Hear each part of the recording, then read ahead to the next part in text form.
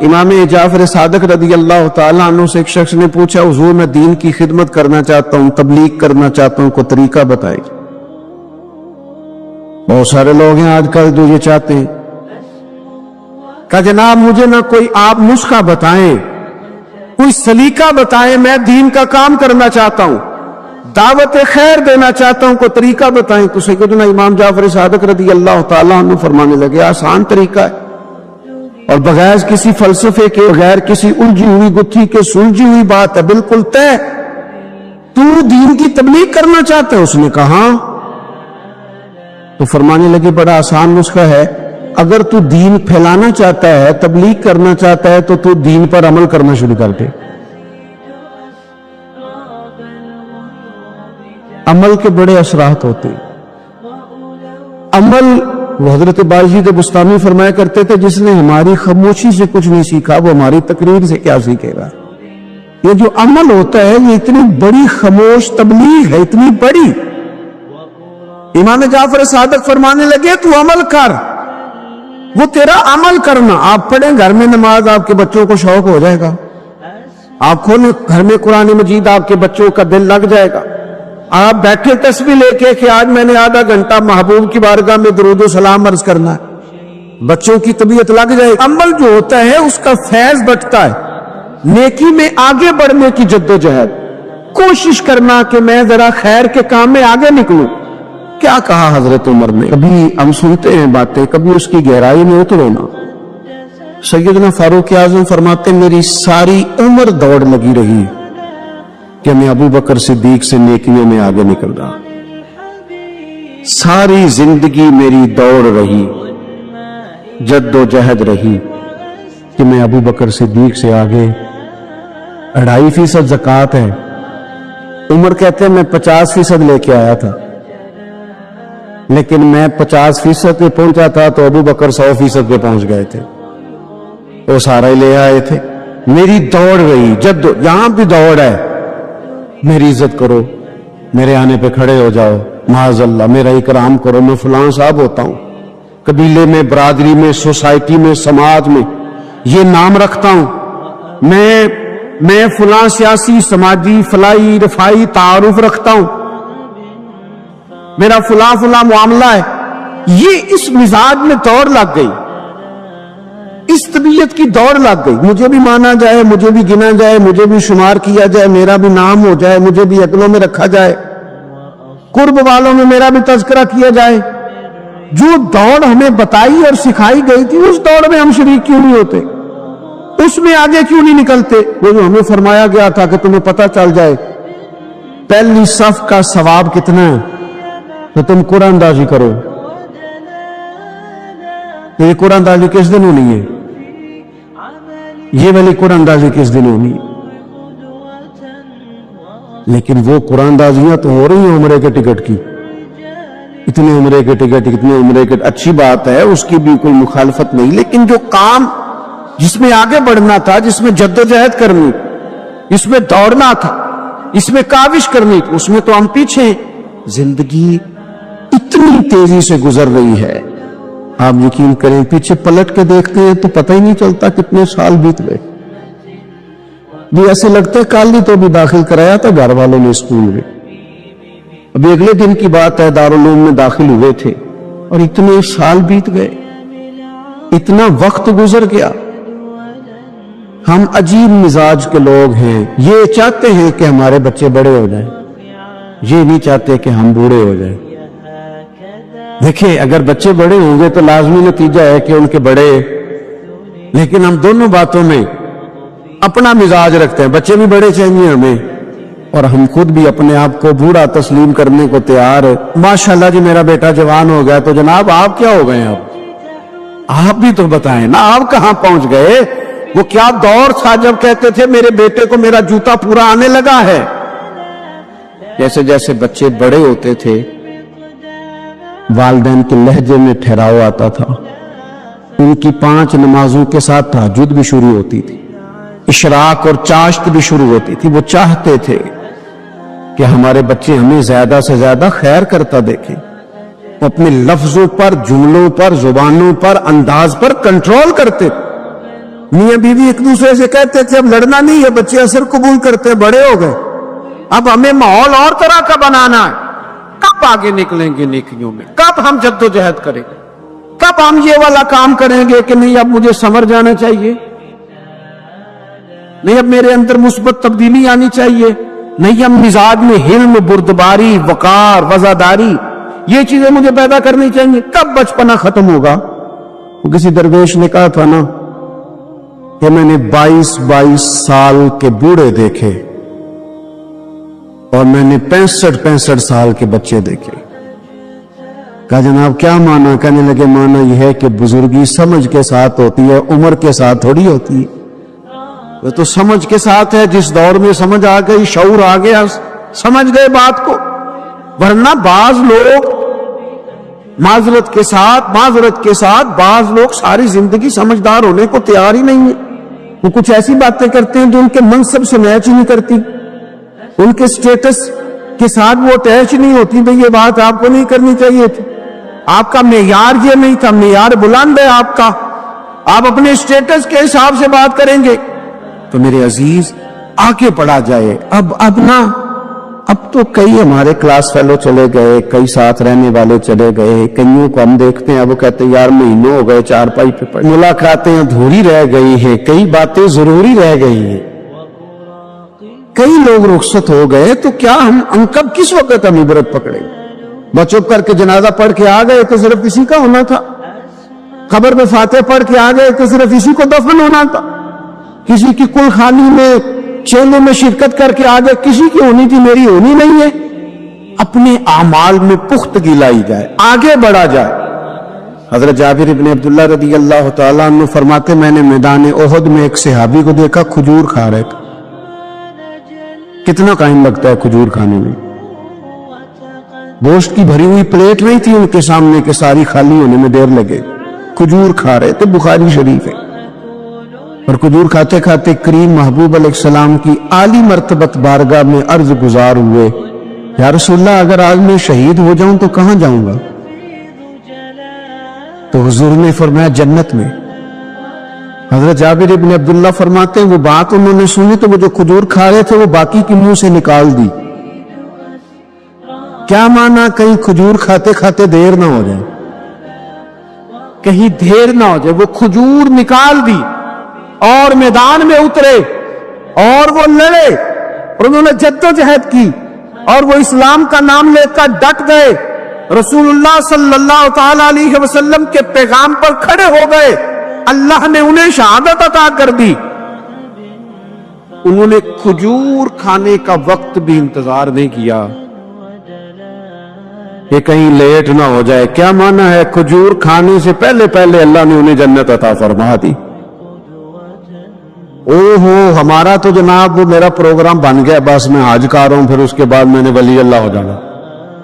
بھائی یہ بچوں کی شادی ہو جائے، تھوڑے سے کام ہے، میں پھر مسجد میں ہوں۔ بھائی دلی تو بڑی دور ہے، دلی دور ہے۔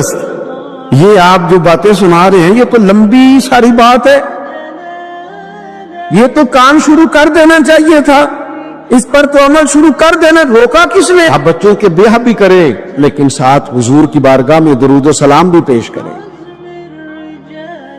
آپ ڈیوٹی پہ بھی جائیں، رزق حلال بھی کمائیں، پر اگر رب توفیق دینا تو سویرے اٹھ کے ایک سپارہ قرآن مجید کا تلاوت بھی فرمائیں، اپنے آپ کو آراستہ پیراستہ کرے، نیکیوں کے ساتھ جدوجہد کرے۔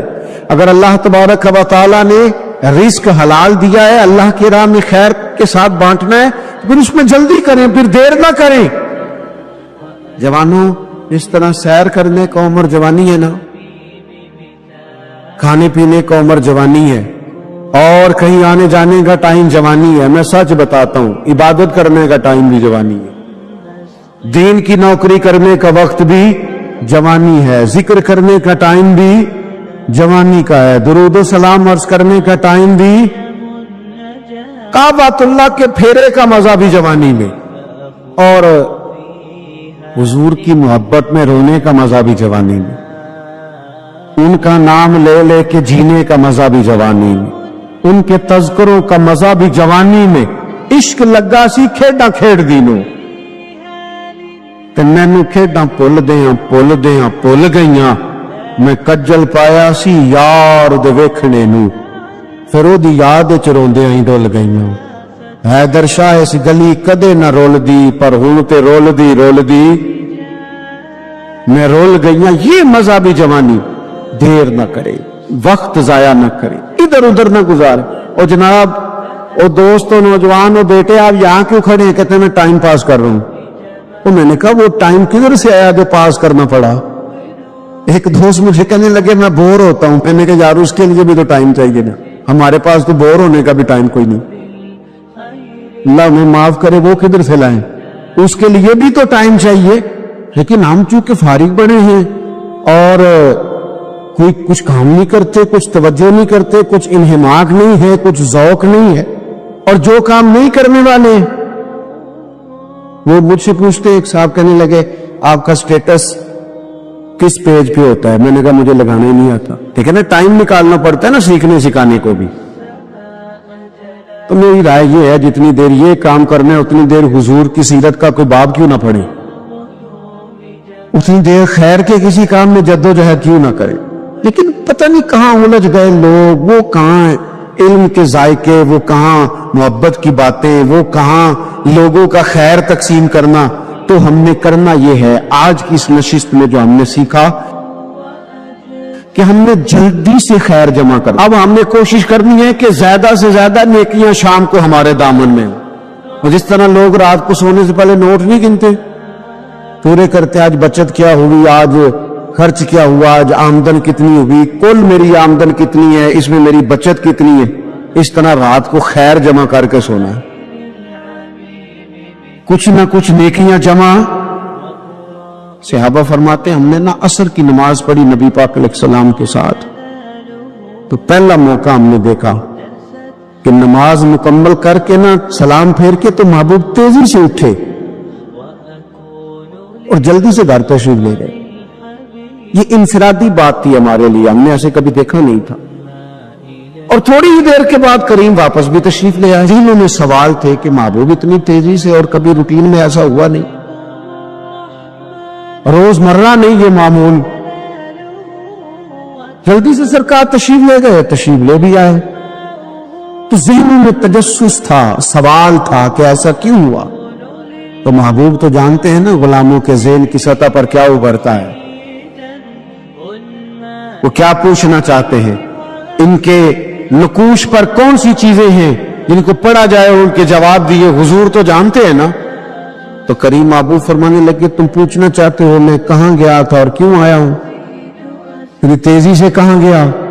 حضور فرمانے لگے میں گھر گیا تھا، کاشانہ اقدس میں گیا تھا، کچھ سونا آیا تھا مال غنیمت کا، میں نے سارا بانٹ دیا تو ایک ٹکڑا سونے کا باقی بچ گیا تھا۔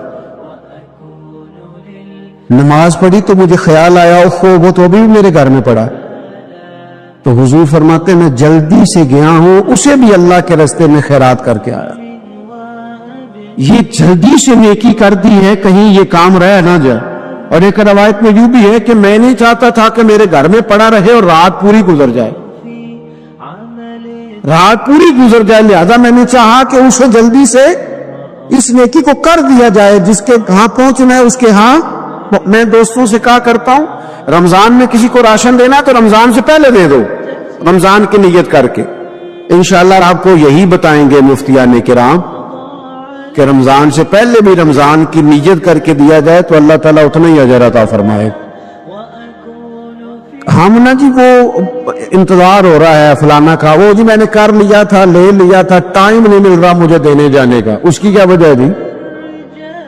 اس کی کیا وجہ ہے؟ آپ نے کام کرنا تو پھر اسے کریں، پھر دیر کس بات کی؟ جو شروع کرنا ہے اسے شروع کریں۔ جس کا ارادہ ہے نا میں نے مسجد میں جھاڑو دینا کرنا ہے وہ کرے شروع، جس کا ارادہ ہے نا اذان میں نے پڑھنی کرنی ہے تو کرے نا شروع، جس کا خیال ہے میں نے قرآن سیکھنا ہے تو کر دے شروع، کسی کا انتظار نہ کرے۔ جس کا خیال ہے اب میں نے دین کو سیکھنا ہے شروع کر دے، اور جس کا دل ہے نا محبوب کی سیرت کو پڑھنی ہے وہ دیر نہ کرے، وہ حضور کے تذکرے شروع کرے، وہ تذکرہ پڑھتا جائے گا، رب اس کی روح کو توانائی عطا فرمائے گا۔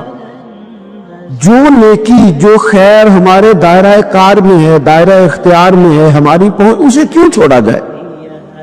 نبی پاک علیہ الصلوۃ والسلام نے فرمایا نیکی کو کبھی حقیر نہ سمجھو، کچھ نہ ہو سکے تو مسلمان بھائی سے مسکرا کے ملاقات کر لینا، اللہ صدقے کا ثواب عطا کر دے گا۔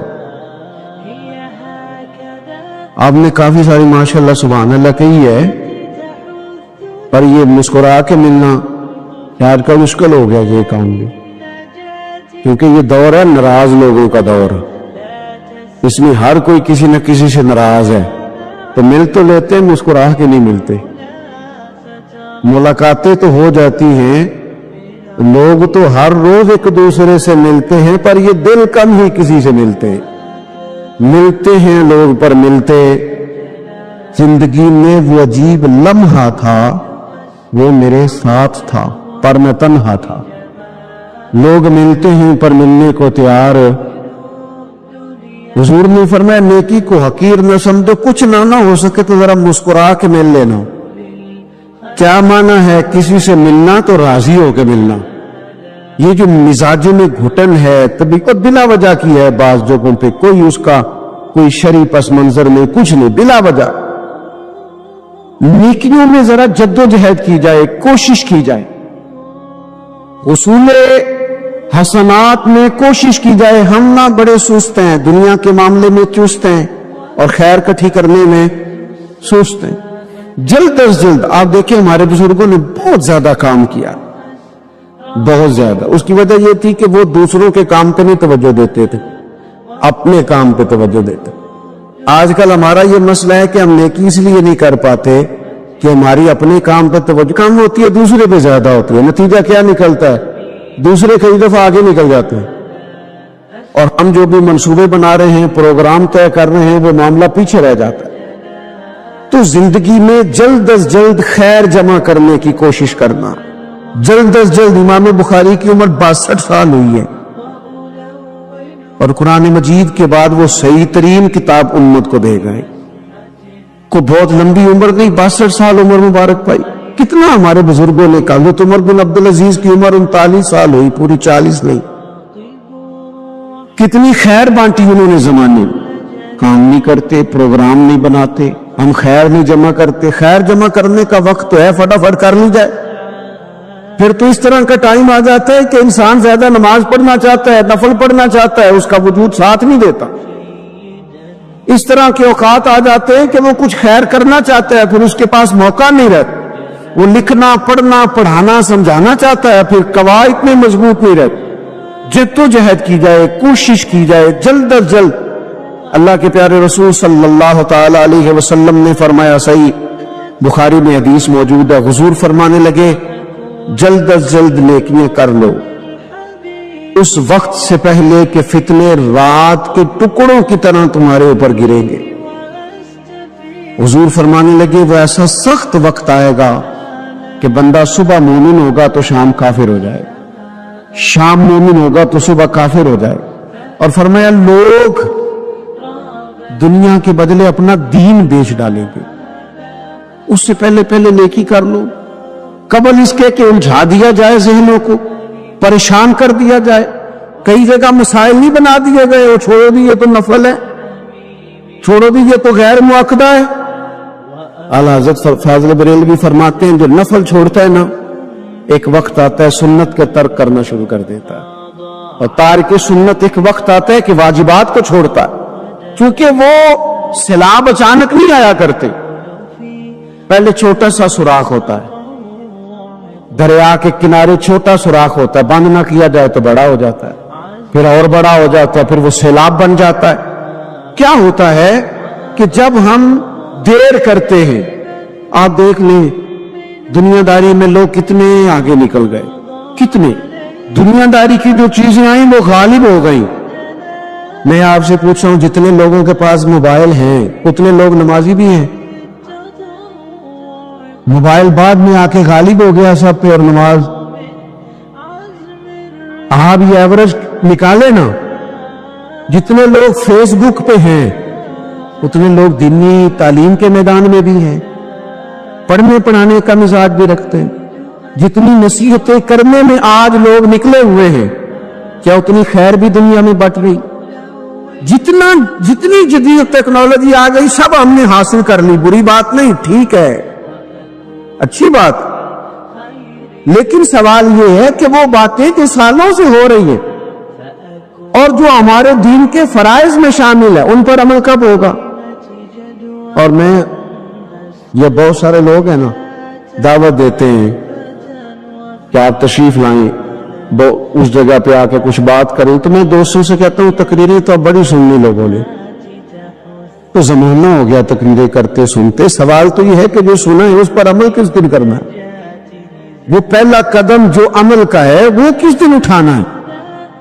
ये कोई गोरख धंधा तो नहीं है ना कि नशिस्तन गुफ्तन बरखास्तन। देखे ना कुरान मजीद की आयात नाजिल होती थी, सहाबा दौड़ पड़ते थे अमल करने के लिए। लन तनालुल बिर्रा हत्ता तुनफिकू मिम्मा तुहिब्बून, तुम भलाई को नहीं पहुंचोगे जब तक अपनी प्यारी चीज खर्च ना करो। तो ये आयत हमने भी सुनी हुई है। मैं आपसे हाथ नहीं उठवाता, आप खुद अपने आप से पूछे, मैं अपने आप से पूछता हूं कब प्यारी चीज लाके खर्च किया हमने अल्लाह के रास्ते में? लेकिन जब नाजिल हुई थी तो अब्दुल्ला इब्न उमर को घोड़ा प्यारा था, उन्होंने फौरन लाके पेश कर दिया था। हजरत अबू तल्हा अंसारी को बाग प्यारा था, उन्होंने फौरन लाके हुजूर की बारगाह में पेश कर दिया था। हम कब ये काम करेंगे? हम सुन रहे हैं, हमें आती है, हम आगे बढ़ा रहे हैं, लेकिन जल्दी से सहाबा का ये मिजाज था कि जैसे ही उन तक खैर पहुंची उन्होंने अमल करके दिखाया, जैसे नसीहत मिली उस नसीहत पर वो आमिल हो गए। एक बड़ी नेक खातून है, पाकबाज है, हुजूर अलैहिस्सलाम की बारगाह में हाजिर है, तो उन्होंने सिर्फ इतना लफ्ज कह दिया कि ये फलानी बीबी का कद छोटा है, हालांकि ये कोई बड़ी बात नहीं, लोग कह देते हैं। और हमारे यहां तो जब कोई तनकीद करने पे आता है तो जो बंद में आते कह देता है ये जी इस बीबी का कद छोटा है, इतने लफ्ज कह दिए। तो नबी अकरम सल्लल्लाहु ताला अलैहि वसल्लम ने फरमाया, ये जो तुमने बात की है ना, अगर तुम्हारे ये जुमले में मीठे पानी वाले समुंदर में डाल दूं तो वो समुंदर कड़वा हो जाएगा। तुमने किसी पर तनकीद की, इनके कद पर एतराज किया, ये तालीम उम्मत के लिए हुजूर ने बात इरशाद फरमाई, वरना वो खातून, उनकी तो बड़ी अजमत है। लेकिन रसूलुल्लाह सल्लल्लाहु ताला अलैहि वसल्लम ने हमें बताया, हमें समझाया, हमें सिखाया कि तुम अपने बोल की वजह से, अपने लफ्जों की वजह से अपनी नेकियां जाया ना कर बैठना, दावे ना करते फिरना जिंदगी में कि मैंने ये कर दिया, मैंने वो कर दिया, मैंने बड़े इनकलाब बर्पा कर दिए, और ये अल्लाह का फजल है जी, अल्लाह ने बड़ी तौफीक दी है जी, डेरे पे बड़े लोग रोटी खाते हैं जी, दस्तरखान मैंने लगाया हुआ है जी, फलाने के साथ भी मैं। ओ बस कर यार, तू किसी को क्या दे सकता है? ये देख, तू देने वाला तो करीम रब है, तू 100 को दे के 200 को दे के बताता है, वो पता नहीं किस किस को अता फरमाता है। हजरत इब्राहीम खलील अलैहिस्सलाम बगैर मेहमान के रोटी नहीं खाते थे। एक दिन मेहमान आया, ये नबियों की शान है, पैगंबरों की शान है। एक दिन मेहमान आया तो फरमाने लगे बिस्मिल्लाह पढ़, वो किसी और नजरिए का था, ना पढ़ सका, फरमाने लगे जा कहीं और रोटी खा ले, अगर नहीं पढ़ता तो उठ के चला गया। तो रब करीम ने फरमाया, खलील कितनी उम्र हो गई इस बंदे की? तो मालिक बूढ़ा हो गया है। फरमाया, इसने कभी मेरा नाम नहीं लिया, मैंने तो टुक्कर कभी बंद नहीं किया, मैंने कभी बंद किया, मैं तो देता हूं, अता करता हूं। यहां लोग कहते हैं जा तेरी तनख्वाह काटी गई, यहां लोग कहते हैं जा तेरे इतने दिन के फलां मामला खत्म हो गए, जा निकल इधर से, मैं देखता हूं कौन तुझे रोटी पे रखता हो, बस कर। वल्लाहु खैरुर राज़िकीन, रिस्क देने वाला और बेहतर देने वाला मेरा रब करीम है। इसलिए बड़े जुमले नहीं, मेरे नबी अकरम सल्लल्लाहु ताला अलैहि वसल्लम ने फरमाया, बेशक बड़े बोल और पूरी आदतें तुम्हारे नेक अमाल को इस तरह बिगाड़ देती हैं जिस तरह सिरका शहद को बिगाड़ देता है। लिहाजा मेरे दोस्तों, अमल करना है पर उसे छुपाना है, क्योंकि जिस चीज को बंदा छुपाता है ना, उसे कीमती समझता है। मेरा दिल करता है मैं ये बात रोज करूं, मुझे प्यारी बड़ी लगती है, रोज करूं ये बात। पाक रसूल की पाक औलाद, इज्जत वाले नबी का इज्जत वाला घराना, इमाम ज़ैनुल आबिदीन, इतने इतने मोटे मोटे पुश्त पर निशान थे, मोटे मोटे, غسل دیا جا رہا تھا تو ساری کمر موٹے موٹے داغ. آج کل پیر کا چہرہ بھی نورانی ہونا بڑا ضروری ہے نا, نورانی ہونا. اور حضرت بلال بھی بڑے ہی پیر ہیں, اگرچہ حبشی نسل ہیں پر بڑے پیر ہیں. لہذا یہ کچھ چیزیں ایسی ہیں جو لوگوں نے اپنی مرضی سے طے کر لی ہیں. اس میں شک نہیں کہ حضور نے فرمایا ہے کہ جسے دیکھ کے رب یاد آئے وہ اللہ کا ولی ہے. لیکن صرف گورے رنگ دیکھ کے رب یاد نہیں آتا, رنگ سانولا بھی ہو پر رب کے انوار برس رہے ہو تو رب یاد آ ہی جاتا ہے. اور میرے دوست یہ ذرا بات کو سمجھنا اور اسے یاد رکھنا. اتنے اتنے موٹے پشت پر نشان غسل دیا جا رہا ہے. لوگوں نے بیٹے سے پوچھا یہ حضرت صاحب کو کیا ہے؟ تو والد وہاں آرام فرمائے ہیں جہاں غسل دیا جا رہا ہے. تو امام باقر رو پڑے, کہنے لگے میرے ابا جی نا اپنی پشت پر تھیلے رکھ کے نا اناج کے. کس کی بات کر رہا ہوں؟ حسین ابن علی کے بیٹے, کربلا میں بچنے والے میرے امام کے ایک صاحبزادے پشت پر بوریاں رکھ کے غریبوں کے گھروں میں پہنچا کے آتے. وہ صاحبزادہ صاحب آپ کہاں ہوتے تھے؟ فرماتے میں کہتا تھا میں نہ دے آؤں.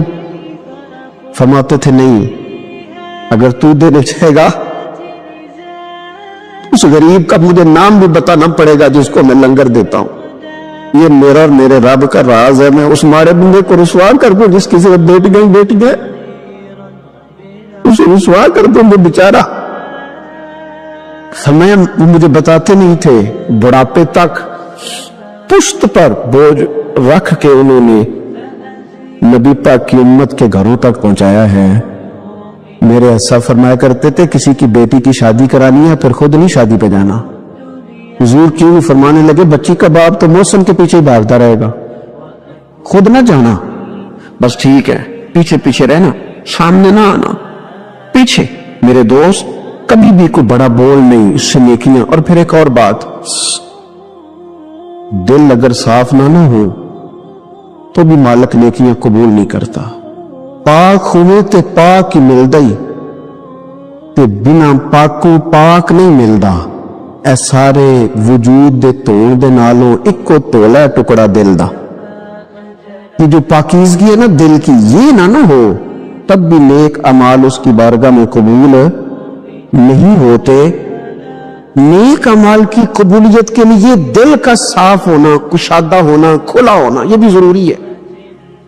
دل میں بوجھ ہو, عداوت ہو, حسد ہو, لوگوں کے لیے کینہ بھرا ہوا ہو اور اعمال قبول ہو جائیں نہ. اس کریم کے کچھ فیصلے ہیں, وہ اعمال کی قبولیت کے آداب بتاتا ہے. وہ کہتا ہے میری مرضی سے کرو گے تو میں قبول کروں گا. حدیث پاک آپ کو صحیح مسلم میں ملے گی. نبی پاک صلی اللہ تعالی علیہ وسلم فرماتے سوموار اور جمعرات والے دن لوگوں کے اعمال اللہ کی بارگاہ میں پیش کیے جاتے. دو مسلمانوں کے دو بھائیوں کے اعمال رب کی بارگاہ میں پیش کیے جاتے ہیں. اعمال ہیں, نیک اعمال ہے, نیکی ہے, نماز ہے, روزہ ہے, حج ہے, زکوٰۃ ہے, صدقات ہے. وہ نیک اعمال اللہ کی بارگاہ میں جمعرات اور پیر کو پیش کیے جاتے ہیں. رب کریم فرماتا ہے ٹھہر دو ذرا, ان کے اعمال کو روک دو. یا اللہ کیوں؟ فرمایا اس لیے کہ ان کے آپس میں نا دلوں میں نفرت ہے, گھٹن ہے, عداوت ہے. ان کو ذرا مہلت دو, یہ پہلے صلح کر لیں پھر ان کے اعمال بھی قبول کر لیں گے. کہ نہ عداوتیں پالی ہوئی ہیں, اپنے دلوں کے اندر گھٹن پیدا کی ہوئی. اختلاف کہاں نہیں ہوتا, لیکن نفرتیں پیدا کر لینا. کیا جرم کیا ہے بھائی نے, کون سا کفر کر بیٹھے ہیں رشتہ دار, کون سی ایسی بات نکل گئی ہے جو زندگی کے ناطے توڑ کے بیٹھ گئے ہم. رب کہتا ہے نہیں قبول ہو گیا, ابھی اس کے اعمال روک دو جب تک یہ آپس میں صلح نہ کر لیں. مسجد میں بھی پابندی سے آؤ, فجر کی جماعت بھی نہیں جھوٹنی چاہیے, جمعے والے دن بھی وقت پہ آؤ. لیکن اگر قبولیت کرانی ہے تو 20 منٹ نکال کے نا اس رشتہ دار کے گھر بھی چلے جاؤ جس سے ناراضگی چل رہی ہے. تھوڑا سا نا ادھر بھی ایک چکر لگاؤ, اس لیے کہ وہ کہتے ہیں قبول ہی تب کرنا ہے. پہلے یہ والا کام کر, لیکن اندر عداوت سے بھرا ہوا ہو, سینہ بھوک سے بھرا ہوا ہو, تو پھر اس کی روشنی میں جو اعمال کیے جائیں وہ قبول نہیں ہوتے. قرآن مجید فرقان حمید نے ایک اور وجہ بھی بیان کی ہے, فرمایا نہیں قبول کریں گے. امام شافعی سے ایک بندے نے کہا میرا دل کرتا ہے میں کچھ لوگوں پر خرچ کروں پر مجھے کوئی مستحق بندہ نہیں ملتا. تو امام صاحب ہنس پڑے, کہنے لگا جی آپ ہنسے کیوں؟ فرمانے لگے تو جو کچھ اللہ نے تجھے دیا ہے تو اس کا مستحق تھا, تو حقدار تھا. جب رب نے تجھے بغیر حساب دیا ہے تو تو اللہ کے بندوں کو ٹٹولتا پھرتا ہے. تو کہتا میں پتہ کروں یہ حقدار ہے کہ نہیں, اور تو اس کے رستے میں بے حساب دے, رب بھی تجھے بے حساب ہی عطا فرمائے. کچھ بوجھ انسان کے ظاہری ہوتے ہیں, کچھ باطنی ہوتے ہیں. ظاہر کے جو بوجھ ہوتے ہیں وہ بھی انسان کو تکلیف دیتے ہیں, باطن کے بوجھ بھی تکلیف دیتے ہیں. آپ کے کپڑے میلے کچالے ہو جائیں یا بالوں پہ مٹی لگ جائے, گرد لگ جائے تو آپ کی طبیعت بوجھل ہو جاتی ہے. آپ جب غسل کر لیتے ہیں, کپڑے بدل لیتے ہیں, دھلے ہوئے پہن لیتے ہیں تو آپ کو محسوس ہوتا ہے کہ طبیعت کچھ ہلکی پھلکی سی ہو گئی. ذہنی طور پر آپ اطمینان محسوس کرتے ہیں. اسی طریقے کا معاملہ آپ کے باطن کے ساتھ بھی ہے. کچھ لوگ تلخ ہیں, پریشان ہیں, طبیعت بڑی کڑوی ہو گئی ہے, غصہ بڑا آتا ہے. وہ کہتے ہیں پتہ نہیں کیا مسئلہ ہے, میں اتنا پریشان کیوں ہوں, بور کیوں ہوتا ہوں. تو وجہ ہے نا اس کی دل پہ بوجھ بڑا ہے. حسد چھوڑ دینا چاہیے, عداوت چھوڑ دینی چاہیے, اللہ کی رضا پہ راضی ہونا چاہیے, سوچیں اچھی رکھنی چاہیے. دل کو صاف کر لیں, اللہ تبارک و تعالیٰ باطن کو ہلکا پھلکا کر دے, ٹھنڈا ٹھار ہو جائے. اس لیے کہ ہر شے تو دل کے اندر ہے, ایمان بھی, نفاق بھی, کفر بھی, اسلام بھی, سارا کچھ اسی کے اندر ہے. بلکہ حضرت سلطان صاحب نے تو کہا تھا کہ 14 طبق دلے دے اندر, تمبو وانگوں تانے ہو, تمبو وانگوں تانے, یعنی ایسے چھائے ہوئے. دل جب ٹھنڈا ہوتا ہے, تسلیم والا ہوتا ہے, اور باطن کے اندر جب انسان سکون میں ہوتا ہے. ہم نے بہت ساری چیزیں اپنے دلوں میں بٹھا رکھی ہیں, چھوڑنے کو تیار نہیں ہوتے, اور وہ اندر جم گئی ہیں. انہوں نے گھر کر لیا ہے, اندر ڈیرا لگا لیا ہے. حضرت رومی رحمت اللہ تعالیٰ علیہ فرمایا کرتے تھے کہ دل بدستاور کے حج اکبر است, از ہزاراں کا و یک دل بہتر است. فرماتے تھے دل پہ توجہ دے, یہ ٹھیک ہو گیا تو 1000 حج سے بھی تیرے لیے بہتری ہو جائے گی. تو جہاں سے مالک کا جہاں ڈیرا ہونا ہے وہ چیز مالک کچیلی ہے, بڑی بری عادت ہے, چھوٹی چھوٹی چیزیں لوگوں نے, قدورتیں, نفرتیں. موقع بھی آتا ہے نا جب صاف کرنے کا, تب بھی نہیں کرتے. کوئی معافی مانگنے آ بھی جائے تو نہیں دیتے. کوئی بندہ وضاحت دے کے کہنا بھی چاہے نا کہ یہ معنی نہیں تھا, میرا یہ مطلب تھا, تو اس وضاحت کو قبول کرنے کو تیار بھی نہیں ہوتے. اب چھوڑنا نہیں چاہتے, جان اڑے ہوئے, پتہ نہیں کیا بن کے بیٹھ گئے. اور بڑے سارے لوگ ہیں جن کو اللہ نے موقع دیا تھا, آئے تھے لوگ درگزر کا سوالی بن کر, لیکن وہ نہیں کرتے.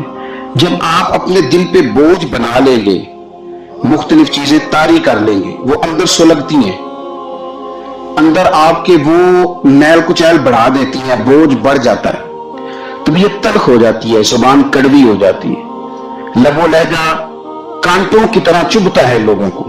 لیکن اگر دل آپ صاف رکھیں, ٹھنڈا رکھیں, حوصلے والا رکھیں, آپ کے اندر کوئی شے نہ ہو کسی بندے کے لیے, تو پھر آپ یقین کریں کہ زندگی بڑی مزیدار ہو جاتی ہے. پھر آپ کو سکون ملتا ہے. پھر آپ نماز بھی تسلی والی پڑھیں گے, لوگوں سے ملیں گے تو انہیں اپنا سمجھ کے ملیں گے, کیونکہ اندر شے کوئی نہیں جب تو. اور جب آپ رات کو سوئیں گے تو پھر بھی رب کریم قرار والی نیند عطا فرمائے گا. لیکن جب وہ تلخیاں, وہ بوجھ, کل فلانے نے یہ کہا تھا تو آج سارا دن منصوبہ بندی کی کہ تگڑا جواب کیسے دینا ہے, کل ایک نے اینٹ پھینکی تھی تو آج پتھر جمع کر کے رکھے ہیں کہ مجھے موقع ملے گا تو میں نے برسانے ہیں, تو پھر تو آپ اس کام لگے ہوئے ہیں, پھر تو جان چھوٹے گی نہیں, اس کو کوئی حد بندہ ہی نہیں. ہر شعبے کے اندر کچھ لوگ اعلیٰ ہوتے ہیں, کچھ افضل ہوتے ہیں. مجھ سے آپ پوچھیں گے کسی بڑے آدمی کا نام بتائیں تو میں نے تاجر کا تو نہیں نہ بتانا, میں انشاءاللہ تعالیٰ آپ کو بتاؤں گا کہ فلاں بندہ اللہ کا بہت بڑا نیک آدمی ہے. میں بتاؤں گا فلاں بندہ بڑا زبردست حدیث پر نظر رکھنے والا عالم ہے. میں تو اپنے شعبے کے تعلق سے بات کروں گا کہ فلاں آدمی زبردست مفتی ہے اپنے شعبے سے. آپ پوچھ لیں کسی تاجر سے کہ آپ کسی بڑے آدمی کا نام بتائیں تو اس نے عالم کا تھوڑی بتانا ہے. وہ کہے گا فلاں آدمی جو ہے اس کا کاروباری معیار بھی اچھا ہے, سٹیٹس بھی اچھا ہے, امپورٹ ایکسپورٹ میں بھی بڑا تجربہ ہے, وہ اپنے رنگ میں بڑے آدمی کا نام بتائے گا. سیاستدانوں سے آپ بات کریں گے وہ کسی بڑے سیاستدان کا نام بتائیں گے. میرے رسول کریم صلی اللہ تعالی علیہ وسلم سے ایک صحابی نے پوچھا, حضور انسان بڑا کون ہوتا ہے, انسانوں میں سے بلا افضل کون ہوتا ہے؟ سیاستہ کی حدیث ہے, حضور انسانوں میں سے افضل کون ہوتا ہے؟ انسانوں میں سے. تو نبی پاک صلی اللہ علیہ وسلم نے فرمایا جس کا دل سلامت ہو، زبان سچی ہو، وہ انسانوں میں افضل انسان ہوتا ہے۔ زبان کا سچا ہو، دل سلامتی والا ہو۔ صحابی نے ہمارے ساتھ بڑی نیکی کی، پوچھ لیا کہ یا رسول اللہ صلی اللہ علیہ وسلم یہ زبان کی سچائی تو سمجھ میں آتی ہے، دل کی سلامتی کیا ہے؟ تو حضور نے فرمایا دل کی سلامتی یہ ہے کہ دل میں تکبر نہ ہو، دل میں حسد نہ ہو، دل میں کینہ نہ ہو، دل میں عداوت نہ ہو، قدورت نہ ہو، رب کریم کے بندوں کے بارے میں اس کا دل صاف ہو، زبان سچی ہو، وہ انسانوں میں افضل ترین انسان، ایک بہترین انسان ہے، بہترین۔ بہت سارے لوگ خوشامد اتنی سونی کرتے ہیں، جب پھر بڑی تگڑی ڈالتے ہیں۔ اللہ کرے کہ وہ نہ صرف گلے نہ ملے، ان کا دل بھی کسی سے مل ہی جائے۔ ساری زندگی انہوں نے تعلقات بنائے ہیں لیکن پیار نہیں بڑھایا۔ تعلقات ان کے ہیں، وہ بتاتے ہیں میرے بڑے تعلقات ہیں، فلانا سے بھی میرا تعلق ہے، فلانا بھی مجھے جانتا ہے، فلانا بھی۔ تعلقات ہونا اور چیز ہے، لیکن روح اور دل کا رشتہ ہونا اور چیز۔ کیونکہ ہم ذاتی طور پہ کسی کو اچھا جانتے ہی نہیں، کسی پہ آج تک دل کھڑا ہی نہیں ہوا، ہمیں کوئی نہ کوئی کمزوری نظر آ جاتی، اور کچھ لوگ معاشرے میں پرموٹ کرتے ہیں ان چیزوں کو، بغض کو، عداوت کو۔ ایک بہت بڑے بزرگ ہیں، عالم بھی ہیں، متقی ہیں، نیک ہیں، اللہ والے ہیں، تو ایک صاحب مجھے آ کے کہنے لگے کہ انہوں نے آپ کے بارے میں یہ کہا ہے۔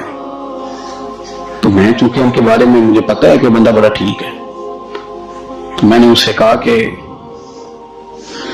ان کے پاس اتنا ٹائم ہی نہیں ہے کہ وہ مجھے ڈسکس کرے، تو چائے پی، کھانا کھا، لیکن تو غلط ڈائریکشن پہ چڑھ گیا ہے۔ وہ بندہ اس کو مطلب اس کا قد کاٹھی، وہ بڑا آدمی ہے، وہ مجھے کیسے ڈسکس کرے گا؟ سوال ہی نہیں پیدا ہوتا۔ وہ صاحب چلے گئے، 2-4 دن کے بعد مجھے فون کر کے کہنے لگے کہ میں نے بڑا وقت گزار دیا ہے، پر جو جواب آپ نے دیا ہے نا، پچھلی معافی دے دے، آج کے بعد ایسا کام کوئی نہیں کرو گا۔ ہم نہ چسکا لے کے سنتے ہیں ایسی باتیں جو ہمارے دلوں میں دوسروں کی عداوت پیدا کرتی ہیں۔ آپ کو پتہ ہی نہیں آپ کے ساتھ لوگ ہاتھ کیا کر جاتے ہیں۔ اوئے ہوئے ہوئے، آپ اس کی بھی بات سنتے ہیں جو آپ کی ماں کے خلاف آپ کے بارے میں بات کر رہا ہے، اور خدا کے بندو اس کی بھی سن لیتے ہو جو آپ کے والد کے بارے میں جس نے بات، وہ سن لی آپ نے، یہاں بٹھا لی۔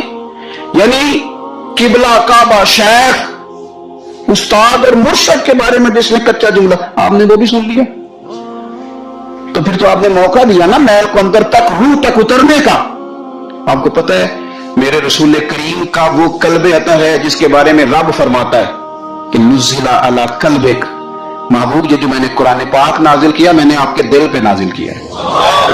اور اللہ فرماتا ہے محبوب آپ کو اللہ نے اپنے فضل سے، فبما رحمۃ من اللہ لنت لہم، اللہ نے فضل کر کے آپ کا دل نرم کر دیا غلاموں کے آگے۔ اور یہ میرے رسول پاک کا قلب اطہر ہے۔ حضور فرماتے ہیں کہ میرے گلے سے لے کر ناف تک حضرت جبریل نے انگلی چلائی اور میرا سینہ کھلا اور اندر سے دل نکالا، اور پھر رب نے جو معرفت کے نور بھیجے تھے وہ اس کے اندر داخل فرمائے۔ آپ میری بات کو سمجھے، اتنا پاکیزہ قلب اطہر، کوئی چیز وہاں جا سکتی ہے؟ کسی شخص کا ڈالا ہوا فتنہ معاذ اللہ کو سوچ بھی سکتا ہے وہاں تک جائے گا؟ لیکن آپ پڑھیں ترمذی کے لفظ، قلم ٹوٹ گئے، تربیت ختم ہو گئی ان باتوں پہ۔ اتنی بڑی بات اللہ کے رسول فرمانے لگے، سنو بھائی میرے غلاموں، مجھے کوئی بندہ کسی صحابی کے بارے میں کوئی بری بات نہ پہنچائے۔ حضور آپ کا تو دل صاف ہے، آپ کا تو نور علی نور ہے، اس سے تو قرآن گفتگو کرتا ہے، کوئی پہنچا بھی دے گا تو کیا اثر ہوگا؟ لیکن حضور نے فرمایا وہ دروازہ کھولنا ہی نہیں جس سے لوگوں کی عداوت دل میں آتی ہے۔ فرمایا کوئی مجھے کسی کے بارے میں کوئی بات نہ پہنچائے، اس لیے کہ میں جب تمہارے سامنے آنا چاہتا ہوں تو کھلے سینے کے ساتھ آنا چاہتا ہوں۔ آپ میری بات کو سمجھیں۔ آپ کہتے ہیں نہیں جی ذرا سناؤ بھلا وہ کیا کہہ رہا تھا، کرنا بات جلدی کرنا، بڑی پریشانی لگ گئی ہے، جلدی بتاؤ۔ تو اب وہ بتائے گا تو اندر محل تو آئے گی۔ لوگ سنتے ہیں، تلاش میں رہتے ہیں۔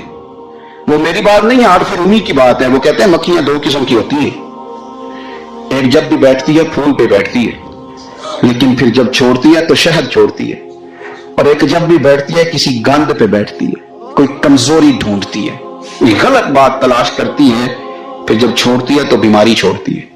آپ ان مکھیوں سے بچیں جو گندگی تلاش کرتی ہیں اور پھر آپ کے دل میں بغض اگاتی ہیں۔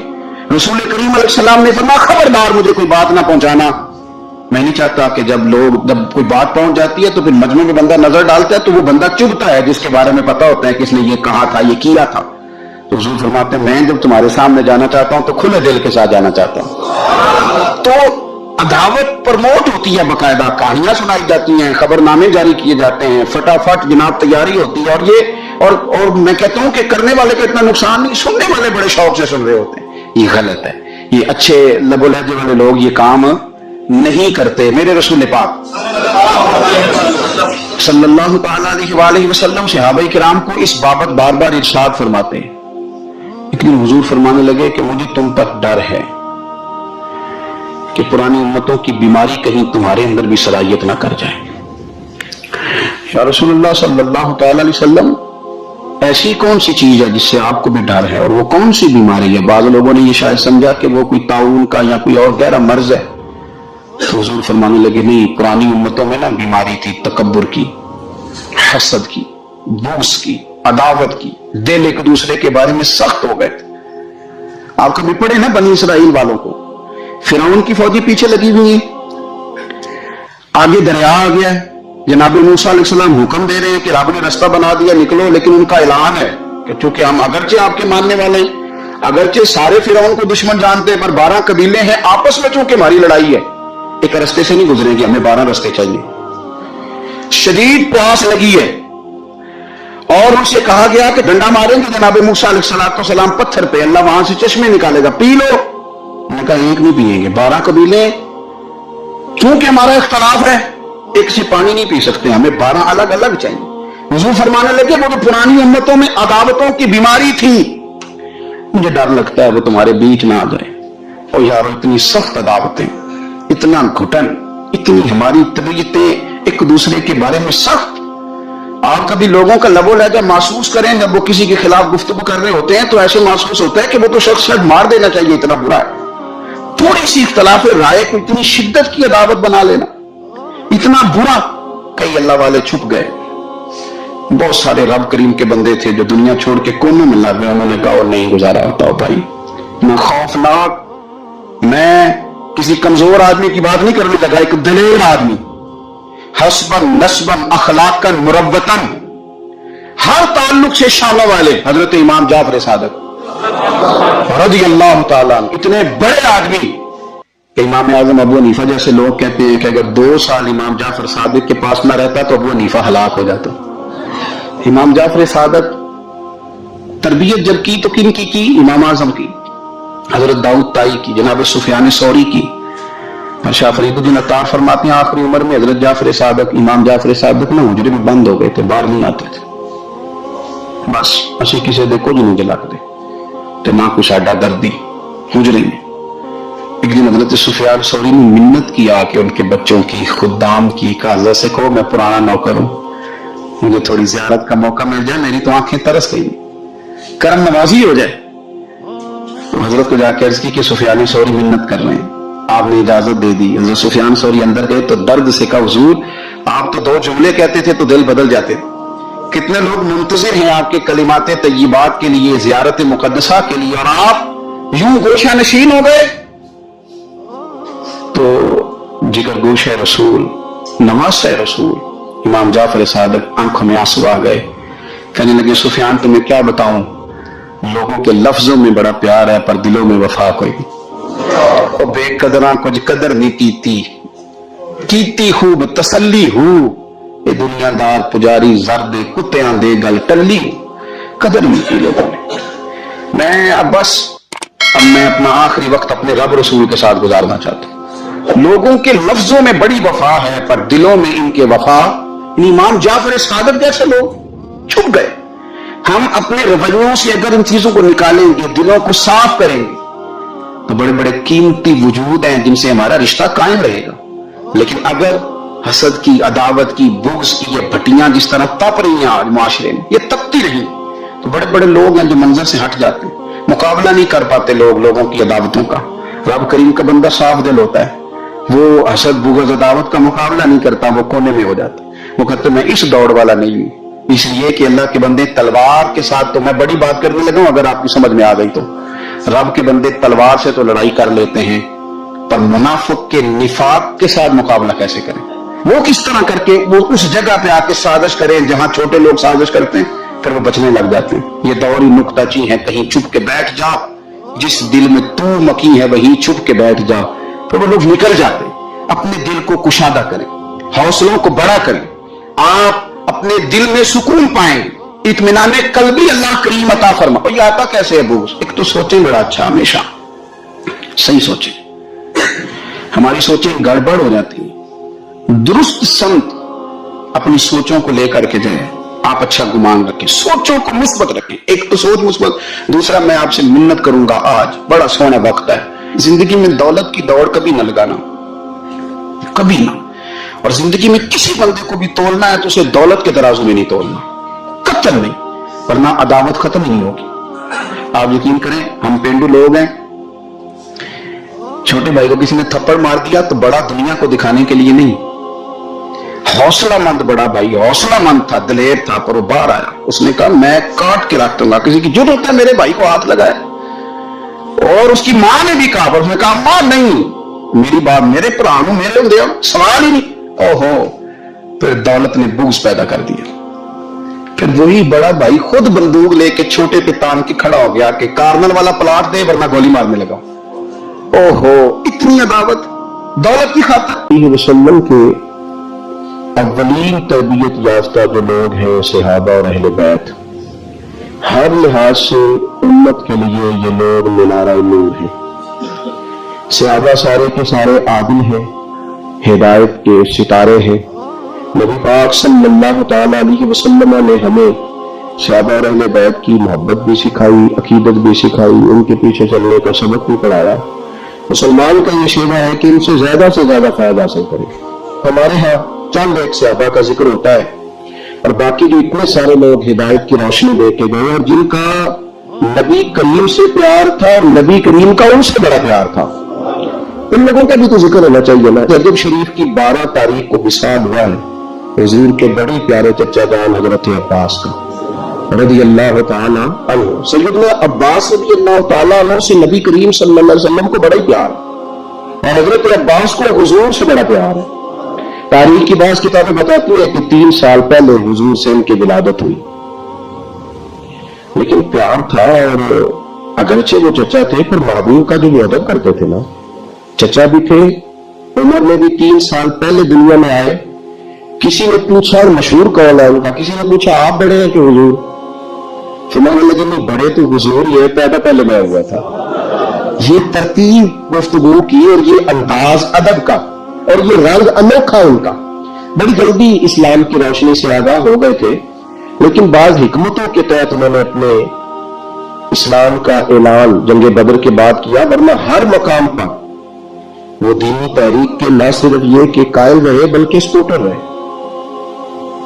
اور مکہ شریف میں رہتے ہوئے مکے میں جن غریب مسلمانوں کو تنگ کیا جاتا تھا ان کی معاونت بھی کرتے، سرپرستی بھی کرتے، اور یہاں سے مفید مشورے بھی حضور کو دیتے حضرت عباس۔ بلکہ بڑا شروع میں جب مدینہ شریف کے لوگ حضور سید عالم علیہ السلام کی خدمت میں آئے کہ آپ تشریف لے آئے ہمارے پاس، تو حضرت عباس نے ان سے کہا تمہیں حضور کی شانوں کا پتہ ہے، عظمتوں کو جانتے ہو؟ محبوب تو اپنے قبیلے میں بھی بڑی شان والے ہیں، اگر تو حفاظت کر سکتے ہو تو لے کے جانا۔ تو اہل مدینہ نے کہا کہ ہم جانیں قربان کریں گے، بچے یتیم کرائیں گے، ہر چیز سے بڑھ کر حضور کا خیال کریں۔ اور پھر جب محبوب نے ان سے مشورہ چاہا کہ مدینہ شریف جانا ہے، آپ کیا رائے دیتے ہیں؟ تو حضرت عباس نے رائے دی تھی اور اس کی یا رسول اللہ صلی اللہ علیہ وسلم آپ نے پہلے کسی کو اپنا نمائندہ بنا کے بھیجے، وہاں جب ماحول بالکل ٹھیک ہو گئے تو پھر آپ تشریف لے گئے۔ تو ان کے مشورے پر نبی کریم نے حضرت مصعب بن عمیر کو روانہ فرمایا، شروع سے قائل تھے۔ اور ایک اور بات، ان کی جو اہلیہ ہے حضرت ام فضل، وہ جنہوں نے خواب دیکھا تھا کہ یا رسول اللہ صلی اللہ تعالی وسلم آپ کے وجود کا ٹکڑا میری گود میں آیا ہے، تو حضور نے فرمایا فاطمہ کے گھر رب بیٹا دے گا، تیری گود میں کھیلے گا۔ تو امام حسین رضی اللہ تعالیٰ عنہ پھر حضرت ام فضل رضی اللہ تعالیٰ عنہ کی گود میں کھیلے گی، حضرت عباس کی اہلیہ ہے، اور یہ نبی پاک کی جو زوجہ حضرت میمونہ ہے، حضور کی زوجہ ام المومنین، ان کی یہ سگی بہن ہے۔ اور حضرت ام فضل کا یہ مقام ہے کہ تاریخ کی کتابیں بتاتی ہیں سیرت کی کہ حضرت خدیجہ الکبریٰ رضی اللہ تعالیٰ عنہ کے بعد جس بی بی نے سب سے پہلے کلمہ پڑھا وہ حضرت عباس کی زوجہ ہے، حضرت ام فضل، اور بڑا پیار کیا نبی پاک سے، حضور ان کے گھر میں جا کے آرام کرتے، اور شہزادے حسنین کریمین تو بڑا ہی کھیلتے حضور کی چچی کے گھر میں جا کے۔ اتنی محبت جن سے ہو، ہمیں ان کا تعارف بھی نہ ہو، ہماری وہاں تک رسائی بھی نہ ہو، ہم ان محبت بڑی ہستیوں پہ واری جائیں، قربان جائیں، ہماری اولادیں قربان جائیں۔ حضرت عباس رضی اللہ تعالیٰ نے انہوں نے، میں کہہ چکا کہ بڑا پہلے، بلکہ امام بہقی نے تو یہاں تک لکھا ہے کہ حضرت عباس اپنے اس کہنے لگے یا رسول اللہ صلی اللہ علیہ وسلم، میں تو آپ کی نبوت کی نشانیوں کا بڑا پرانا قائل ہوں۔ حضور نے فرمایا کہ کس طرح؟ اور اس کہنے لگے یا رسول اللہ، آپ تو گھوڑے میں تھے، آپ جدھر جدھر انگلی کا اشارہ کرتے تھے چاند بھی ادھر ادھر ہی چلتا چلا جاتا تھا، چاند جھک جاتا جدھر انگلی اٹھاتے، مہد کیا اشاروں پر چلتا تھا کھلونا نور کا۔ نبی پاک صلی اللہ تعالی علیہ وسلم سے عرض کرنے لگے میں تو اس دن کا قائل ہوں، بدر میں زبردستی لائے گئے تھے دباؤ ڈال کے، اور حضور نے یہاں صحابہ سے کہا تھا میں نے کہتا کہ کچھ نہ کہنا، ان کو تو زبردستی لایا۔ نبی پاک علیہ الصلوۃ والسلام کا پیار، اور جب یہ آئے نا تو حضور نے فرمایا اب آئے تو فدیہ بھی دو، انہوں نے بھی عذرائے محبت کہا کہ کہاں سے دوں، تو حضور نے بھی عذرائے محبت فرمایا کہ جو آتی دفعہ میری چچی کو پیسے دے کے آئے تھے کہ آ گیا تو استعمال کر لوں گا، ورنہ تم یہ کام کر لینا۔ تو حضرت عباس تو سن کے کانپنے لگے، کہنے لگے وہ تو مجھے میری بیوی کے علاوہ کسی کو پتہ ہی نہیں۔ یہ سن کر حضرت عباس پر لاشا ہوا تاری کہ پیغمبر پہ رکھتا ہے گناہ کی بھی خبرداری۔ خیال آیا مسلمان نیک و بد پہچان جاتے ہیں، محمد آدمی کے دل کی باتیں جان جاتے ہیں صلی اللہ تعالی علیہ وآلہ وبارک وسلم۔ تو حضرت عباس رضی اللہ تعالیٰ نے اس خوبصورتی کے ساتھ نبی پاک صلی اللہ علیہ وسلم کے ساتھ وابستہ زمانہ جاہلیت میں بھی کچھ لوگ بڑی عزت کی نگاہ سے دیکھے جاتے تھے، کچھ لوگ اس دور میں بھی لکھنا پڑھنا جانتے تھے، ان میں حضرت عباس کا شمار تھا، بڑی عزت کی نگاہ سے دیکھے جاتے، اور پھر اللہ تعالیٰ نے انہیں اعزاز عطا کیا۔ بڑے خوش قسمت لوگ ہوتے ہیں جن کے ذمہ مسجد لگتی ہے، بڑے خوش قسمت، بڑے خوش نصیب وہ لوگ ہوتے ہیں جن کی ڈیوٹی لگتی ہے رب کے گھر میں جھاڑو دینے کی، اپنے نصیبوں پہ رشک کریں، ان کی ذمہ داری لگتی ہے، جن کے ہاتھ میں پونجی ہوتی ہے وہ کبھی دروازہ کھولتے ہیں اللہ کے گھر کا، کبھی بند کرتے ہیں، کبھی یہ سعادتیں محنت سے نہیں ملتی ہے، خدا کے فضل سے ملتی ہے۔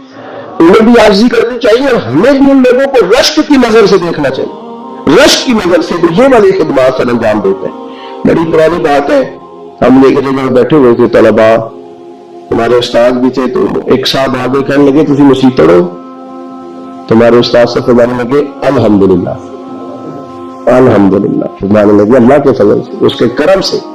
اس کے ساتھ یہ بھی شامل کر رہے یہ سعادت بزور بازو نیز، یہ سعادتیں بازو کی طاقت سے ملتی ہے، یہ تو تب ملتی ہے جب خدا فضل فرماتا ہے۔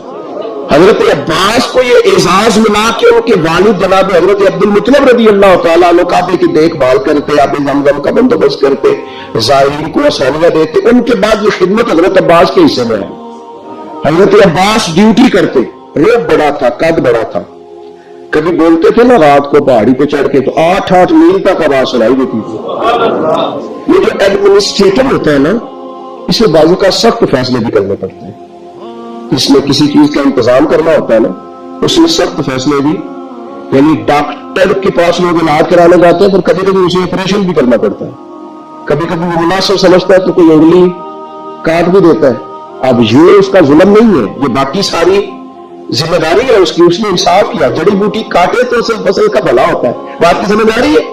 اس لیے جو ایڈمنسٹریٹر ہوتے ہیں نا بندوبست، اس سے لوگوں کو شکوے بھی ہوتے ہیں، دیکھو جی فلانے سے کو چھٹی دے دی، فلانے سے معاف دے دی، یہ شکوے بھی ہوتے ہیں، لیکن کیونکہ وہ ایڈمنسٹریٹر ہے اس نے نہ چاہتے ہوئے بھی کچھ سخت فیصلے کرنے ہوتے ہیں۔ حضرت عباس کا روب تھا، کسی کی طاقت نہیں تھی حرم شریف میں کوئی بات بھی کر سکے، نہ کوئی غیبت کر سکتا تھا، نہ کوئی غلط جملہ نکالتا تھا، یہ حضرت عباس کا روب تھا۔ فرماتے تھے یہ رب کا گھر ہے، اس کا ادب کرنا پڑے گا۔ اللہ تعالیٰ نے انہیں اعزاز دیا، شان دی، نبی پاک صاحب الاخلاق سید عالم صلی اللہ علیہ وسلم ان سے محبت فرماتے۔ ایک دن حضور نے فرمایا، امام سیوطی نے بھی اس کو لکھا اور امام طبرانی نے بھی، ایک دن حضور نے فرمایا چچا کل گھر رہنا، میں آپ کے گھر آؤں گا، اور یار سارا زمانہ منت کرے کہ لنگ کئی مہینے تو برس گئے تو تیری دید نے دیدے ترس گئے. لوگ منت کر رہے ہیں, یہاں حضور خود فرمایا چچا میں آؤں گا کل تمہارے پاس. ملک بازار محبت کا انوکھا ہی ہو گیا. نبی کریم صلی اللہ تعالیٰ علیہ وسلم نے فرمایا چچا کل گھر رہنا, میں آؤں گا. چاشت کی نماز کے بعد محبوب ان کے گھر گئے. اتنا پیار ہے چچا سے, اتنی محبت ہے نبی پاک کو. اپنے اس قریبی سے تشریف لے گئے اور پھر ان کو سارے خاندان سے ایک جگہ اکٹھے ہو گئے. جب وہ اکٹھے ہو گئے تو اپنی مقدس چادر اوپر ڈال دی سب کے, اور پھر ہاتھ اٹھا کے کہا اللہ یہ میرے چچا ہے, میرے والد کی جگہ, یا اللہ یہ میرا خاندان ہے. مالک جس طرح میں نے اپنی چادر میں چھپا لیا ہے تو بھی رحمت میں چھپا لینا اور دوزخ سے ہمیشہ کے لیے دور کروا دینا. نبی پاک صلی اللہ علیہ وسلم نے پیار کیا. میرا یہ تجربہ ہے, بھتیجے بڑے پیارے لگتے اور بھتیجوں کو بھی چچا پیارا, لیکن وہ چونکہ برابر کا شریک ہوتا ہے نا ابا جائیداد میں چچا کے ساتھ, تو پھر تھوڑی بہت ہلکی ہلکی رنجشیں بھی. میں اکثر کہتا ہوں کہ بندہ اپنے بچوں کو بھائی کی غلطیاں بیان کر لیتا نا پہلے, کبھی غصہ آتا ہے, وہ ساری باتیں کر بیٹھتا ہے, لیکن اندر سے نا وہ بھتیجے برے لگتے نہیں. اپنے بچوں سے ڈرتے ڈرتے باتیں کرتا ہے. میں ویسے بچے کہہ رہا ہوں, آپ نے کچھ اور بھی سمجھ لے گا تو سمجھ لیجیے گا. میں ویسے بچی کہہ رہا ہوں کہ وہ ڈرتا ڈرتا باتیں بہنوں کی کرتا ہے, لیکن بہرحال وہ پیارے ہوتے ہیں. میں نے دیکھا ہے ہمارے والد صاحب کبھی چچاؤں کو ضرورت پڑ گئی, کچھ ضرورت, اب وہ بات بنا کس طرح کرتے, انہوں کو نہ پھر 2 لاکھ مانگ لیا, میں نہیں انہیں دے سکتا, انہیں میری من پر لاکھ کو دیا گا, پوچھے تو کنے کو پوچھے, تو میں ان کا چہرہ دیکھ کے کہتا تھا میں کہتا جی دل تو اگر 2.5 دے انتظار کر دیں, لیکن ہمیں مطمئن کر رہے ہیں نا, آپ ہمیں راضی کر رہے ہیں, تو دل تو اگر کرتا ہے کہ انہیں 2 بجے تو میں انہیں 2.5 بہت پیارے ہوتے ہیں نا بھائی, کیا کیا جائے, ان جیسا رشتہ کوئی نہیں. لیکن وہ بندہ باتیں کر بیٹھتا ہے تو تھوڑا بہت پھر وہ نا اپنے بچوں کو مطمئن کرنے کے لیے, وہ بھی میں نے بھائی دیکھے ہیں جو دروازے پہ کھڑے ہو کے بالوں کو دیکھتے ہیں, الماریوں سے دیکھتا ہے, ایسے قد اونچا ہوتا ہے میرا بھائی فلانے جگہ کامیاب ہو گیا, یہ ہوتا ہے, کیا کیا جائے. تو حضرت عباس رضی اللہ تعالیٰ عنہ کا حضور سے پیار اور نبی کریم کا اپنے چچا سے پیار, یہ کوئی انفرادی سا رنگ ہے, انفرادی سا. اور پھر چچی کا پیار. ایک دفعہ حضرت ابن فضل نے لاٹھ لے کے ڈنڈا لے کے مارا ابو لہب کو, اس نے خدا تو ایسی کر دی تھی تو چچی نے مارا, کہ چچی کا حضور سے بڑا پیار. میں کبھی کہتا ہوں کہ آپ کو یہ ساری باتیں مجھے اور آپ کو پتہ چل جائے نا, صرف پتہ چل جائے, ان سے اتنی روشنی ملے گی کہ ہمارے گھروں تک مل جائے گا, ہماری گھریلو زندگیاں سکون میں آ جائیں کہ اگر ان لوگوں کے حالات ہم تک آ جائے. نبی پاک صلی اللہ تعالیٰ علیہ وآلہ وسلم اتنی محبت کر کے 3 چیزیں بڑی زیادہ تھی حضرت عباس کے اندر. خود حضور نے بیان فرمایا کہ تو عباس سخی بڑے, اور یہ یاد رکھیے گا بخاری میں پورا باب ہے کہ بندہ جیب کا سخی نہیں ہوتا, سخی بندہ دل کا ہوتا ہے. حضرت عباس سخی بڑے تھے, صلہ رحمی کرنے والے بڑے تھے, رشتہ داروں سے اچھا سلوک کرنے کی کوشش کرتے تھے, بہترین. تیسری بات یہ تھی کہ غلام آزاد کراتے تھے. اس کا اگر آج آپ اپنی زبان میں ترجمہ کریں تو جو لوگ مقروض نہیں ہو رہے تھے, جب تک بندے کی جیب میں پیسے ہوتے ہیں تو رشتہ دار بھی پہنچتے ہیں, دوست بھی پہنچتے ہیں, لنگر بھی چلتے ہیں, چندے والے بھی پہنچتے ہیں, مسجد بنانی ہے, مدرسہ بنانا ہے, قبرستان کا مسئلہ ہے, گلی بنانی, سارے پہنچتے ہیں. اور اگر قرضہ چڑھ گئے تو ادھر ادھر بیٹھ کے باتیں کرتے ہیں کہ اس نے دھوکے کیے, اس نے فراڈ کیے, اس نے فلان کیے. اور خدا کے بندوں قرضہ تو چڑھ ہی جاتا ہے, اور اگر قرضہ ولیوں پہ رہا, صحابہ پہ رہا, انبیاء پہ رہا, اس طرح کا مسئلہ ہے کہ آپ جس بندے کو جس اینگل سے بھی دیکھیں. اس پر میں رات دوستوں سے کہہ رہا تھا کہ ایک بندہ مصیبت میں, دوسرا اسے دیکھ کے خوشی کا اظہار کر رہا ہے. معاذ اللہ ایک بندہ مشکل میں ہے, نبی پاک صلی اللہ علیہ وسلم نے فرمایا کسی کو مصیبت میں دیکھ کے خوشی کا اظہار نہ کرنا, ورنہ اس پہ اللہ رحمت کر دے گا اور تمہیں اس میں مبتلا کر دے گا. ہم تو الٹا کہانیاں بناتے ہیں, تنقید کرتے ہیں, بندہ لگ جائے تو طنز کرتے ہیں. باغا اندر ہریل توتا تو نمیا رو گے, کے بابا والو پتھر نہ مارو متے کوئی پردیسی ہو گئے. پہلے ایک آدمی تکلیف میں ہے, تاڑی مار ڈالا باہو ایسی پہ گل بنا رہے, پہلے دکھ میں ہے اور تو اور تکلیف دے رہا. اس لیے عزیزو یہ جو انداز ہے یہ ٹھیک نہیں ہے. حضرت عباس کا طریقہ کیا ہے, یہ جو ہوتے تھے نا غلام, ان کی گردنیں پیسے لے لیتے تھے, ان کے مالک تو گردنیں. چلے آج بھی اگر آپ نے ترجمہ کرنا ہو تو لوگ ایڈوانس لے کے نا بیچارے پھنس جاتے, جان چھوڑتی ہے پھر اس ملازم کی. تھوڑے تھوڑے قرضوں میں لوگوں کو قیدی نہیں بنا لیا جاتا. حضرت عباس کا شوق تھا غلاموں کو خرید کے آزاد کرنا. کہتے تھے اللہ کے بندے آزادی سے زندگی گزارے تو میرا دل ٹھنڈا ہوتا ہے. غلام آزاد کرنا ہو بھائی، مقروض کو تو زکات میں لگتی ہے. ہمارے یہاں جب لوگ مقروض ہو جاتے ہیں تو معاذ اللہ خودکشی کرتے ہیں. کیوں کہ ہم آگے بڑھ کے ان کا ہاتھ نہیں تھامتے، ان کی مدد نہیں کرتے. حضرت عباس نے تو وصال سے کچھ دن پہلے اپنے شہزادے سے فرمایا یہ میں نے 70 لوگوں کی لسٹ بنائی ہے، یہ غلام ہے، پتر ان کو خرید کے آزاد کرنا. 70 لوگ آزاد کیے انہوں لوگوں کی گردنیں چھڑانے کے لیے کردار ادا کریں. اگر کوئی بیچارہ کہیں لگ گیا تو بازو تھام کے باہر نکالے، یہ خیر والا کام ہے، اسے کرے. نبی پاک صلی اللہ علیہ وسلم کی جو خوبصورت مسجد مبارکہ نا مسجد نبوی شریف، اس کے بالکل ساتھ پہلے تو حضرت عباس نے کئی دفعہ کہا یا رسول اللہ میں بھی آ جاؤں مدینے، اور میں آؤں وہاں ٹھہریے. اور حضور فرمانے لگے میں نبیوں میں آخری ہوں اور لگتا ہے آپ ہجرت کرنے والوں میں آخری ہوں گے، مدینے کی طرف آنے لگے. تو حضور نے جب اجازت دی تو تشریف لائے، مسجد نبوی کے ساتھ مکان بنایا. حضرت عمر فاروق کا دور خلافت تھا، یہ آپ کو کتب حدیث میں ہر جگہ حدیث ملے گی اور مسند امام احمد بن حنبل میں ملے گی. آپ گزر رہے تھے حضرت عمر فاروق، تو حضرت عباس کا گھر قریب تھا، تو جمعے والا دن بعض کتابوں میں آتا ہے جمعے کا دن تھا، حضرت عمر آ رہے تھے اور انہوں نے نا اوپر کو مرغا بھی ذبح کیا ہوا تھا اور پانی بھی چل رہا تھا، تو پرنالہ گلی میں تھا، تو پانی حضرت عمر پہ گرا. آپ نے محسوس کیا کہ باقی نمازیوں کو بھی تکلیف دیتا ہوگا، کئی مسجد کے دروازے پر پرنالہ ہو تو کوئی برداشت کرتا ہے. حضرت عمر نے کہا اکھیڑ پرنالہ اکھیڑ دیا. سیدنا فاروق اعظم نے نماز پڑھائی، نماز کے بعد حضرت عباس آئے رضی اللہ تعالیٰ، کہنے لگے پرنالہ آپ نے اکھیڑا. جناب عمر نے وجہ بیان کی، فرمایا وہ چھینٹے پڑتے کہ نمازیوں کو تکلیف ہوتی تھی، معقول وجہ اکھیڑ دیا. حضرت عباس کہنے لگے بالکل ٹھیک ہے، میں آپ پر کوئی جبر نہیں کرتا، کوئی میں جواب میں کوئی بات نہیں کرتا، ایک بات صرف کہتا ہوں وہ سن لیں گے. وہ تو عمر نے کہا کہیے. تو حضرت عباس کہنے لگے جب میں جو مکان بنا رہا تھا تو حضور تشریف لائے تھے اور نبی پاک صلی اللہ تعالی علیہ وسلم نے نا میرے کندھوں پہ خود سوار ہو کے اپنے دست مبارک سے یہ پرنالہ لگایا تھا. کپڑوں کو چیٹے پڑے ہیں نا، بدل تو موجود ہے نا.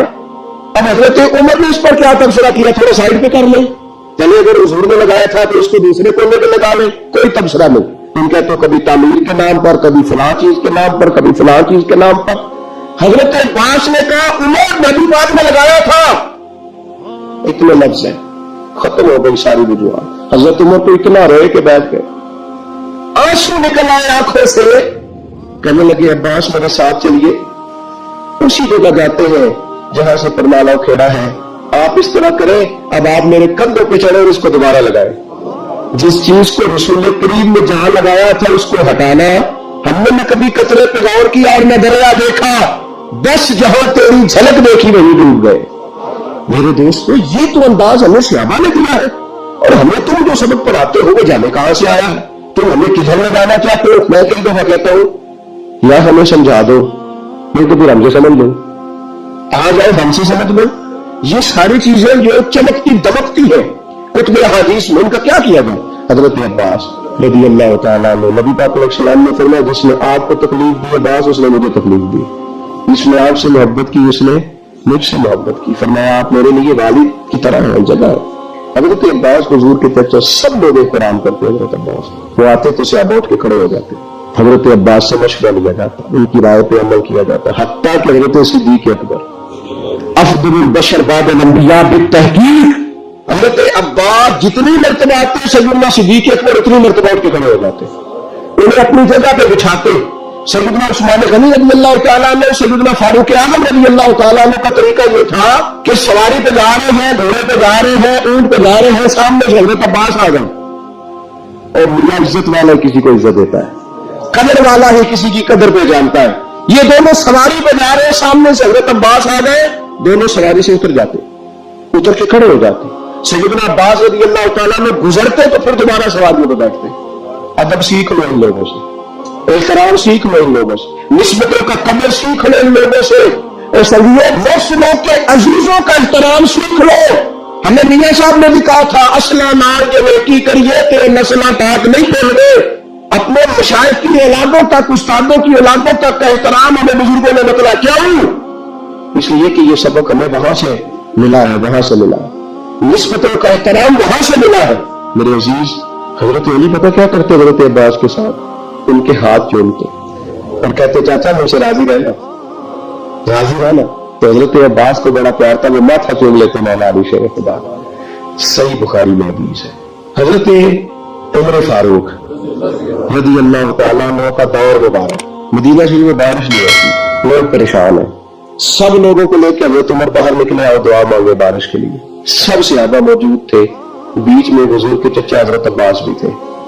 حضرت عمر فاروق رضی اللہ تعالیٰ عنہ نے بازو تھام کے جناب عباس کو آگے کیا اور دعا کے لیے ہاتھ اٹھایا، کہا اللہ ہم تیرے نبی کریم علیہ السلام کا وسیلہ تیری بارگاہ میں لایا کرتے تھے، عرض کرتے تھے تو رحمت کرتا تھا.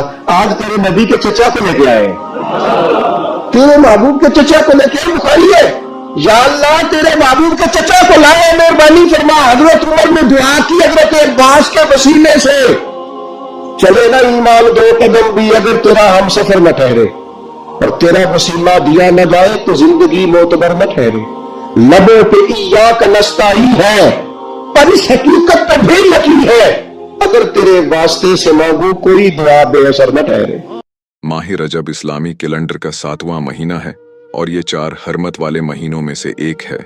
قرآن مجید میں اللہ تعالی فرماتے ہیں، بے شک اللہ کے نزدیک مہینوں کی تعداد 12 ہے. اللہ کی کتاب میں اس دن سے جب اس نے آسمانوں اور زمین کو پیدا کیا، ان میں سے 4 حرمت والے ہیں. ان 4 مہینوں میں زوال قعدہ، زوال حجہ، محرم اور رجب شامل ہیں. ان مہینوں میں نیکیوں کا ثواب بڑھ جاتا ہے اور گناہوں کی سزا بھی شدید ہو جاتی ہے. جاہلیت کے دور میں بھی لوگ اس مہینے کا احترام کرتے تھے اور جنگ بندی کر لیتے تھے. اسلام نے اس کی عظمت کو مزید بڑھا دیا. حضور نبی کریم صلی اللہ علیہ وسلم نے فرمایا، رجب اللہ کا مہینہ ہے، شعبان میرا مہینہ ہے اور رمضان میری امت کا مہینہ ہے. ایک روایت میں ہے کہ رجب اللہ کا عظیم مہینہ ہے جس کی فضیلت کسی مہینے کو حاصل نہیں. یہ مہینہ استغفار کا مہینہ ہے کیونکہ اللہ کی رحمت اس میں خوب برستی ہے. اسے رجب العصب بھی کہا جاتا ہے، یعنی رحمت کی بارش والا مہینہ. اس مہینے کی سب سے بڑی برکت شب معراج ہے جو 27 رجب کی رات ہے. اس رات حضور اکرم صلی اللہ علیہ وسلم کو اللہ تعالی نے آسمانوں کی سیر کرائی، جنت و جہنم دکھائی اور براہ راست ملاقات کا شرف بخشا. اسی سفر میں 5 نمازیں فرض ہوئیں. یہ واقعہ اسلام کی تاریخ کا ایک عظیم معجزہ ہے. اب اعمال کی طرف آتے ہیں. اس مہینے میں زیادہ سے زیادہ عبادت کریں، روزے رکھیں کیونکہ حرمت والے مہینوں میں روزوں کا ثواب بہت زیادہ ہے. نفل نمازیں پڑھیں، قرآن کی تلاوت کریں، ذکر و اذکار کریں، صدقہ و خیرات کریں، استغفار زیادہ کریں کیونکہ یہ توبہ اور مغفرت کا مہینہ ہے. ایک روایت میں ہے کہ جو شخص رجب میں ایک دن روزہ رکھے، اللہ اس سے جہنم کی آگ کو دور کر دیتا ہے. رجب کو رمضان کی تیاری کا مہینہ بھی کہا جاتا ہے. جیسے کسان بیج بوئے، شعبان میں پانی دے اور رمضان میں فصل کاٹے، تو رجب میں نیکیوں کے بیج بوئیں تاکہ رمضان میں خوب ثواب حاصل ہو